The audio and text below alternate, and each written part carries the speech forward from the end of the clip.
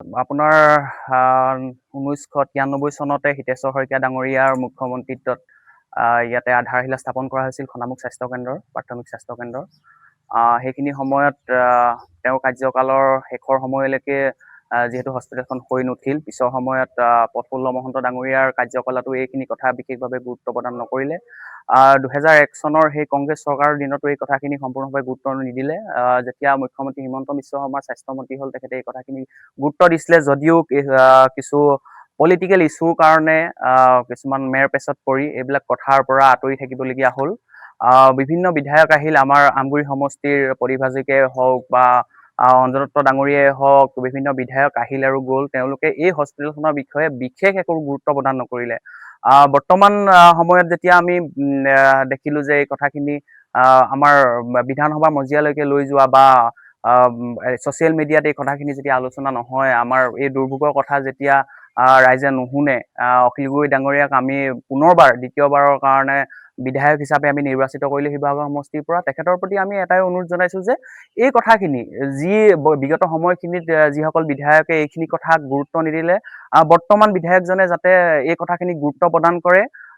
আমাৰ এই খনামুখৰ এই ৰাইজৰ, খনামুখ বুলি নহয়, 3-4টা অঞ্চলৰ এই ৰাইজৰ যি দুৰ্ভোগ, এই যি আশা, এই প্ৰত্যাশা, এই কথাখিনিক সম্পূৰ্ণভাৱে গুৰুত্ব দিয়ক। তেখেতে হিমন্ত বিশ্ব শৰ্মা ডাঙৰীয়ালৈকে এই কথাখিনি লৈ যাওক আৰু খুব সুন্দৰকৈ আকৌ এবাৰ ৰাইজৰ লগত আলোচনা কৰক যে কি হৈছে, কি নাই হোৱা। আৰু ইমানখিনি ধন টকা পইচা খৰচ কৰাৰ পিছত যদি এখন হস্পিটেল এনেদৰে পৰি থাকে, আৰু বিশেষভাৱে মই অনুৰোধ জনাম আমাৰ অখিল গগৈ ডাঙৰীয়াক যে কথাখিনি খুব ধুনীয়াকৈ আকৌ এবাৰ আলোচনা কৰি গুৰুত্ব সহকাৰে লওক। বিশেষকৈ জনসাধাৰণৰ মূল সমস্যা হৈছে চিকিৎসা সেৱা। চিকিৎসা সেৱা অবিহনে জনসাধাৰণৰ নিতান্ত নাই। প্ৰথম কথা হ'ল, এতিয়া আমি এই খনামুখ অঞ্চলৰ প্ৰায় 30খনমান গাঁও এই সমস্যাৰ পৰা বঞ্চিত হৈ আছে। সেয়েহে এতিয়া নৱনিৰ্বাচিত অখিল গগৈ ডাঙৰীয়াক আহ্বান জনাওঁ, ইয়াৰ পৰাই তেওঁ এই হস্পিটেলখন কিয় ইমান দিন হোৱা নাই বা কেলৈ হৈ আছে, প্ৰতিষ্ঠা কৰিব পৰা নাই ভালদৰে, তাৰ ক্ষেত্ৰত তেওঁ গুজ লোৱাটো প্ৰয়োজন আছে। কাৰণ এই খনামুখ ৰাইজে তেওঁক বহুতো মৰম কৰিছে আৰু তেওঁক বহুত সহযোগ কৰিছে। সেয়েহে অতি সোনকালে তেওঁ যিমান পাৰে এই খনামুখ ৰাইজৰ এই সমস্যাটোৰ ওপৰত তেওঁ মাত মাতি আগবঢ়াই নিব বুলি তেওঁ আহ্বান জনাইছে। আপোনাৰ 1993 চনতে হিতেশ্বৰ শইকীয়া ডাঙৰীয়াৰ মুখ্যমন্ত্ৰীত্বত ইয়াতে আধাৰশিলা স্থাপন কৰা হৈছিল খনামুখ স্বাস্থ্য কেন্দ্ৰৰ প্ৰাথমিক স্বাস্থ্য কেন্দ্ৰ। সেইখিনি সময়ত তেওঁৰ কাৰ্যকালৰ শেষৰ সময়লৈকে যিহেতু হস্পিটেলখন হৈ নুঠিল, পিছৰ সময়ত প্ৰফুল্ল মহন্ত ডাঙৰীয়াৰ কাৰ্যকালতো এইখিনি কথা বিশেষভাৱে গুৰুত্ব প্ৰদান নকৰিলে। 2001 চনৰ সেই কংগ্ৰেছ চৰকাৰৰ দিনতো এই কথাখিনি সম্পূৰ্ণভাৱে গুৰুত্ব নিদিলে।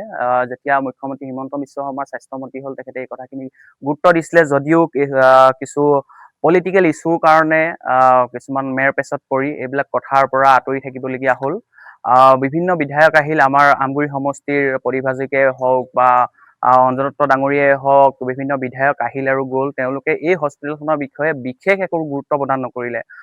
বৰ্তমান সময়ত যেতিয়া আমি দেখিলো যে এই কথাখিনি আমাৰ বিধানসভা মজিয়ালৈকে লৈ যোৱা বা ছচিয়েল মিডিয়াত এই কথাখিনি যেতিয়া আলোচনা নহয়, আমাৰ এই দুৰ্ভোগৰ কথা যেতিয়া ৰাইজে নুশুনে, অখিল গগৈ ডাঙৰীয়াক আমি পুনৰবাৰ দ্বিতীয়বাৰৰ কাৰণে বিধায়ক হিচাপে আমি নিৰ্বাচিত কৰিলো শিৱসাগৰ সমষ্টিৰ পৰা, তেখেতৰ প্ৰতি আমি এটাই অনুৰোধ জনাইছো যে এই কথাখিনি যি বিগত সময়খিনিত যিসকল বিধায়কে এইখিনি কথাক গুৰুত্ব নিদিলে, বৰ্তমান বিধায়কজনে যাতে এই কথাখিনি গুৰুত্ব প্ৰদান কৰে। আমাৰ এই খনামুখৰ এই ৰাইজৰ, খনামুখ বুলি নহয়, 3-4টা অঞ্চলৰ এই ৰাইজৰ যি দুৰ্ভোগ, এই যি আশা, এই প্ৰত্যাশা, এই কথাখিনিক সম্পূৰ্ণভাৱে গুৰুত্ব দিয়ক। তেখেতে হিমন্ত বিশ্ব শৰ্মা ডাঙৰীয়ালৈকে এই কথাখিনি লৈ যাওক আৰু খুব সুন্দৰকৈ আকৌ এবাৰ ৰাইজৰ লগত আলোচনা কৰক যে কি হৈছে, কি নাই হোৱা। আৰু ইমানখিনি ধন টকা পইচা খৰচ কৰাৰ পিছত যদি এখন হস্পিটেল এনেদৰে পৰি থাকে, আৰু বিশেষভাৱে মই অনুৰোধ জনাম আমাৰ অখিল গগৈ ডাঙৰীয়াক যে কথাখিনি খুব ধুনীয়াকৈ আকৌ এবাৰ আলোচনা কৰি গুৰুত্ব সহকাৰে লওক। বিশেষকৈ জনসাধাৰণৰ মূল সমস্যা হৈছে চিকিৎসা সেৱা। চিকিৎসা সেৱা অবিহনে জনসাধাৰণৰ নিতান্ত নাই। প্ৰথম কথা হ'ল, এতিয়া আমি এই খনামুখ অঞ্চলৰ প্ৰায় 30খনমান গাঁও এই সমস্যাৰ পৰা বঞ্চিত হৈ আছে। সেয়েহে এতিয়া নৱনিৰ্বাচিত অখিল গগৈ ডাঙৰীয়াক আহ্বান জনাওঁ, ইয়াৰ পৰাই তেওঁ এই হস্পিটেলখন কিয় ইমান দিন হোৱা নাই বা কেলৈ হৈ আছে, প্ৰতিষ্ঠা কৰিব পৰা নাই ভালদৰে, তাৰ ক্ষেত্ৰত তেওঁ গুজ লোৱাটো প্ৰয়োজন আছে, কাৰণ এই খনামুখ ৰাইজে তেওঁক বহুতো মৰম কৰিছে আৰু তেওঁক বহুত সহযোগ কৰিছে। সেয়েহে অতি সোনকালে তেওঁ যিমান পাৰে এই খনামুখ ৰাইজৰ এই সমস্যাটোৰ ওপৰত তেওঁ মাত মাতি আগবঢ়াই নিব বুলি তেওঁ আহ্বান জনাইছে। যিকোনো খবৰৰ বাবে যোগাযোগ কৰক আমাৰ এই নম্বৰত 9181 307 221।